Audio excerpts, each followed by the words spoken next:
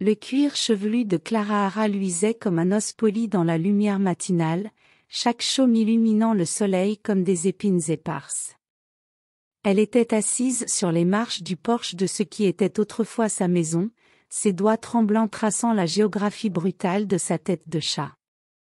Les cheveux gisaient éparpillés dans la cour sale derrière elle, où des mèches qui avaient autrefois cascadé jusqu'à sa taille, maintenant piétinées dans la poussière par la famille de son défunt mari.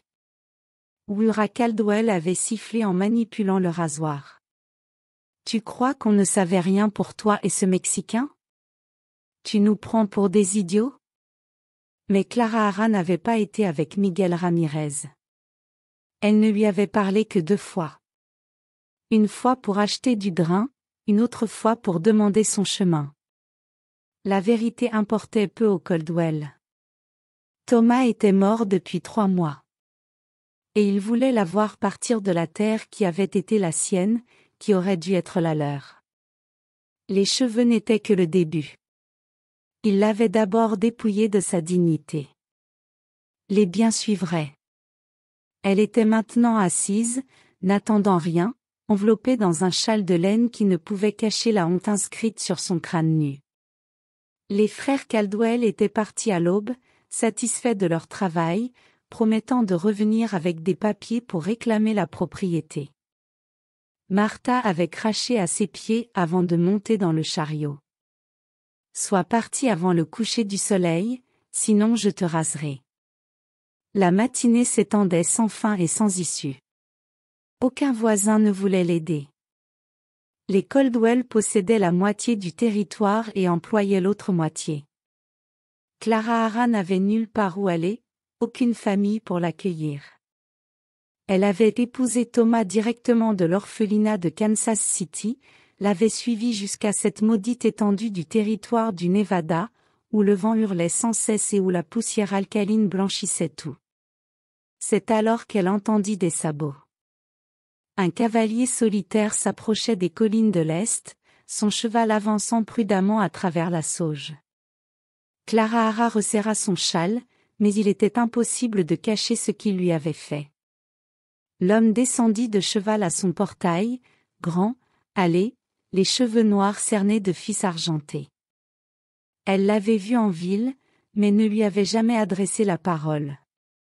Jacob Oley, propriétaire du ranch Triple H, l'un des rares hommes du territoire à ne pas s'incliner devant l'argent des Caldwell. Il l'observa un long moment, ses yeux gris scrutant la dévastation de son apparence. Puis il parla, sa voix imprégnée de l'autorité d'un homme qui n'avait jamais eu à lever la main pour se faire entendre. « Tu viens avec moi. » Les mains de Clara Hara se portèrent à sa tête, tirant le châle vers l'avant. « Je ne peux pas me regarder. »« Je regarde. » La voix de Jacob était dénuée de pitié, ce qui la rendait plus supportable. « Et je vois une femme qui a été lésée. » Ni plus, ni moins. Elle voulait refuser, acceptant la charité d'un inconnu. C'était comme une honte de plus, s'ajoutant à celle que les Caldwell lui avaient déjà infligée. Mais l'orgueil était un luxe qu'elle ne pouvait pas se permettre, pas avec la nuit qui approchait et l'hiver à quelques semaines. Pourquoi? Le mot lui arracha la gorge. Jacob ajusta le bord de son chapeau pour se protéger du soleil qui montait. Parce que ce qu'ils avaient fait était mal. Parce que j'avais de la place. Parce qu'il marqua une pause sur son visage buriné. Parce que ma Sarah aurait voulu que je le fasse. Le passé n'échappa pas à Clara Hara. Elle avait entendu des rumeurs en ville au sujet de la femme de Jacob Oley, morte il y a 5 ans de fièvre. Certains disaient que cela l'avait brisée. D'autres prétendaient que cela l'avait endurcie. En le regardant maintenant, Clara Hara pensa que cela l'avait peut-être rendue plus solitaire. Les Caldwell n'apprécieront pas, prévint-elle. Ils diront que tu héberges leur propriété. Tu n'es pas leur propriété. Son ton aurait été tranchant comme de l'acier. Et je n'ai pas peur des Caldwell. Mais Clara Hara avait peur. Peur de ce que signifiait accepter de l'aide. Peur du qu'en dira-t-on, peur de la dette qu'elle aurait envers cet homme étrange et sévère qui la regardait sans broncher. Plus que tout, elle avait peur de l'espoir. La créature perfide qui murmurait, peut-être n'avait-elle pas affronté ça seule. Je n'ai rien à vous donner en retour. Je n'ai rien demandé. Derrière eux, des nuages de poussière s'élevaient à l'horizon. Des cavaliers approchaient à grands pas. Le sang de Clara Hara se transforma en eau glacée. Les Coldwell revinrent plus tôt que prévu. Jacob suivit son regard, posant instinctivement la main sur le culte qu'il portait à la hanche. « Décide-toi maintenant, dit-il doucement. Reste et affronte ce qu'ils ont prévu, ou chevauche avec moi. » Clara Hara regarda sa petite propriété, la cabane que Thomas avait construite de ses propres mains, le jardin qu'elle avait entretenu, la vie qu'elle avait tenté de construire. Puis elle regarda les cavaliers qui approchaient, comptant au moins 6 hommes. Les frères Caldwell, leur tueur à gages, peut-être le shérif Morrison, qui était dans leur poche depuis le jour où il avait épinglé leur insigne. Elles se tenaient sur des jambes tremblantes, le châle glissant, révélant toute l'étendue de leur cruauté. « J'arrive » l'aida Jacob à monter à cheval au moment où les cavaliers atteignaient le sommet de la colline. Clara Hara se serra contre son dos, sentant sa chaleur solide, le battement régulier de son cœur sous son gilet. Le châle sifflait derrière eux tandis qu'il chevauchait, mais elle se fichait de savoir qui voyait sa honte. Derrière eux, des cris éclatèrent. La voix de Luke Caldwell portait le vent. « Holloway, tu la ramènes ici. » Mais Jacob ne fit qu'accélérer son cheval, les menant à travers les aos et les crêtes avec la confiance d'un homme qui connaissait chaque pierre et chaque ombre de cette terre. Le ranch Triple H s'étendait dans une vallée abritée par des rochers rouges. La maison, solide et carrée, était résistante aux éléments. Jacob aida Clara Hara à descendre dans la cour où une Mexicaine sortit de la cuisine. « Esperanza, dit simplement Jacob, voici Clara Hara. Elle va rester. » La femme plus âgée jeta un coup d'œil à la tête de Clara Hara et hocha la tête d'un air sombre. « Regarde, patron, je prépare une chambre. » Mais alors même qu'Esperanza conduisait Clara Hara à l'intérieur, ils entendirent le grondement des sabots se rapprocher.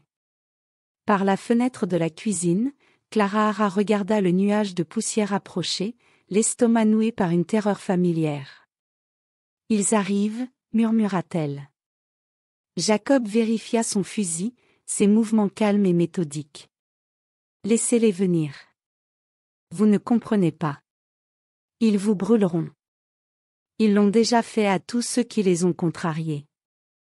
Alors, ils apprendront quelque chose de nouveau aujourd'hui. » 6 cavaliers encerclèrent la maison, leurs chevaux trépignants et s'ébrouillant.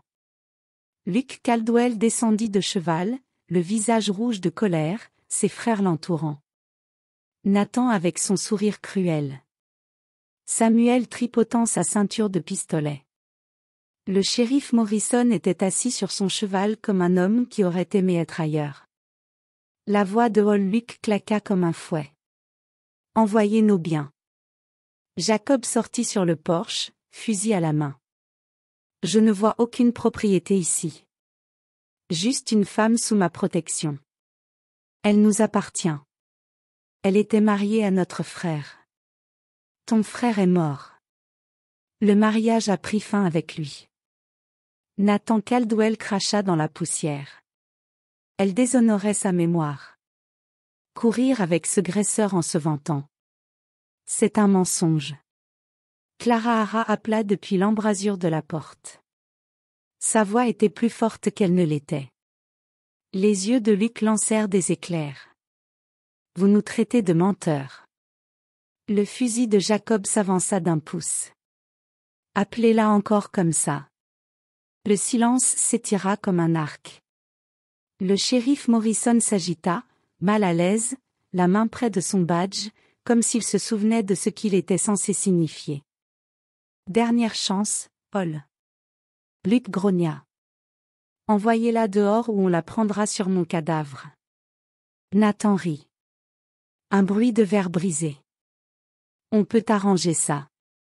Le temps se cristallisa en battements de cœur. Clara Hara observait depuis l'embrasure de la porte, la main pressée contre sa gorge, ressentant le poids de chaque choix qui avait mené à cet instant. 6 armes contre une, quelle que soit l'habileté de Jacob, elle avait amené la mort à sa porte. Puis Esperanza apparut à ses côtés, un fusil à la main comme si elle était née pour ça. Esperanza, non, murmura Clara Hara. Tu vois, répondit fermement la femme plus âgée. Ici, c'est chez nous. Nous protégeons notre maison. Un autre bruit vint de la grange. Des bottes sur des planches. Un jeune homme émergea. Fusil à la main. Puis un autre derrière la maison. Des ouvriers agricoles. Clara Hara comprit. Des hommes qui travaillaient pour Jacob Oley. Des hommes prêts à rester et à se battre. Le shérif Morrison s'éclaircit la gorge. Luke, on devrait peut-être faire taire Morrison. Mais la certitude de Luke s'était effondrée. 6 contre 1, c'était une cote qu'il appréciait. 6 contre 6, avec la réputation de Jacob Oley en plus, c'était autre chose. Je les soutiens, dit soudain Clara Hara. Ce n'est pas ton combat. Jacob ne se retourna pas. Si. Pourquoi? Le mot lui échappa. Pourquoi tout risquer pour quelqu'un qu'on connaît à peine? Il se retourna. Est-ce que ses yeux gris soutiennent les siens? Parce que le jour où nous cesserons de protéger ceux qui ne peuvent pas se protéger eux-mêmes, ce sera le jour où nous cesserons d'être humains. Il marqua une pause, une douceur s'insinuant dans sa voix. Et parce que Sarah disait toujours, on ne mesure pas la valeur d'un homme à ses actes sous le regard des autres. C'est à ses actes quand personne ne lui reproche de s'en aller. Clara Hara sentit quelque chose se briser dans sa poitrine. Non pas le craquement d'un chagrin d'amour, mais la douce vague d'appartenance. Cet homme étrange et sévère qui lui avait offert l'asile sans poser de questions, qui parlait de sa défunte épouse comme si elle guidait encore ses choix, qui préférait mourir plutôt que de livrer quelqu'un sous sa protection. Merci, murmura-t-elle. Il hocha la tête, puis se retourna pour faire face au Coldwell. Vous avez votre réponse. Partez, ou on règle ça maintenant. Le visage de Luke Coldwell se déforma de rage et d'autre chose. La prise de conscience naissante que son pouvoir avait des limites, qu'il y avait encore des hommes sur ce territoire qui ne plieraient pas le genou devant l'argent et les menaces des Caldwell.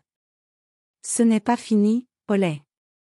Si, répondit Jacob doucement. Si, le shérif Morrison fut le premier à craquer. Il fit tourner son cheval et salua Jacob de son chapeau. Mademoiselle Clara Hara, monsieur Oley, je vais rentrer en ville. Le charme se brisa. Luke Caldwell jura, mais l'instant était passé. Sans l'insigne de shérif pour se cacher, il n'était plus que 6 hommes menaçant un ranch fortifié. Même la fierté des Caldwell avait ses limites. Tu vas le regretter, gronda Luke, mais il reculait déjà vers son cheval. J'en doute, répondit Jacob. Ils s'éloignèrent dans un nuage de poussière et d'orgueil blessé, ne laissant derrière eux que le murmure du vent dans la sauge et le cri lointain d'un faucon. Clara Hara s'affaissa sur les marches du porche, le poids de la terreur et du soulagement lui faisant trembler les jambes. « C'est fini ?» demanda-t-elle. « C'est fini. » Jacob s'assit à côté d'elle. Assez près d'elle pour qu'elle sente la chaleur irradier de sa peau. Ils ne reviendront pas. Luke n'est pas assez fou pour déclencher une guerre de pâturage qu'il ne peut gagner. Et ma propriété, je la leur achèterai. À un prix équitable. Empêchez-les de la brûler par rancune. Clara Hara se tourna pour examiner son profil.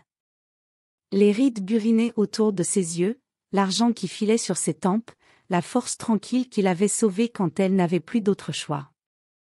Pourquoi fais-tu tout ça?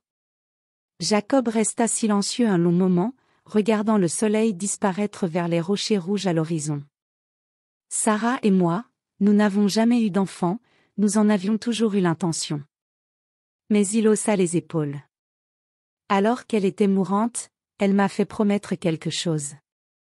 Elle a dit qu'un jour viendrait où quelqu'un aurait besoin de ce que nous ne pouvions pas nous donner. Elle m'a fait jurer de ne pas laisser la solitude me rendre égoïste. Est-ce cela? Tenir une promesse faite à sa femme.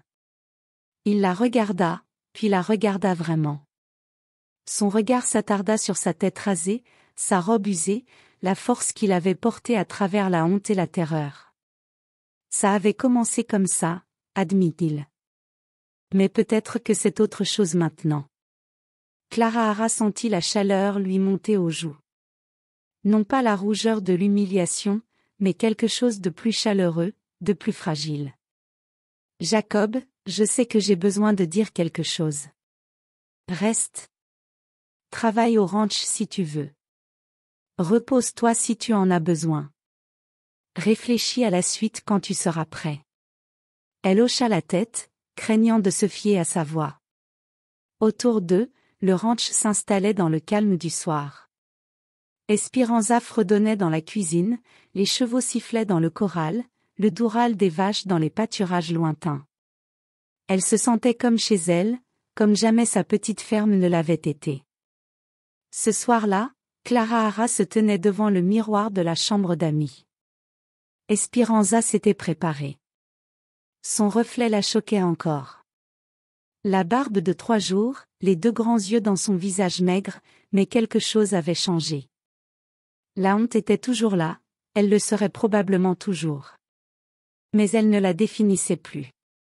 Elle avait trouvé quelque chose de plus précieux que ses cheveux, plus que sa fierté. Elle avait trouvé un endroit où elle avait sa place. Des années plus tard, lorsque ses cheveux eurent repoussé et que des fils d'argent s'étaient formés dans son oreille, Clara Hara raconterait à ses enfants le jour où Jacob Oley l'avait sauvée, non pas des Coldwell. Elle s'était sauvée d'eux en choisissant de partir. Il l'avait sauvée de quelque chose de pire, la conviction d'être seule au monde, mais que cela était encore à venir.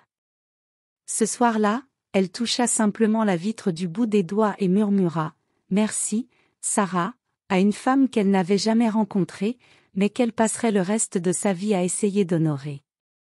De l'autre côté de sa fenêtre, les étoiles du Nevada brillaient, brillantes et éternelles, au-dessus du ranch Triple H, où une femme brisée avait appris que parfois, trouver refuge ne vient pas de la fuite, mais du courage de courir vers quelque chose qui en vaut la peine.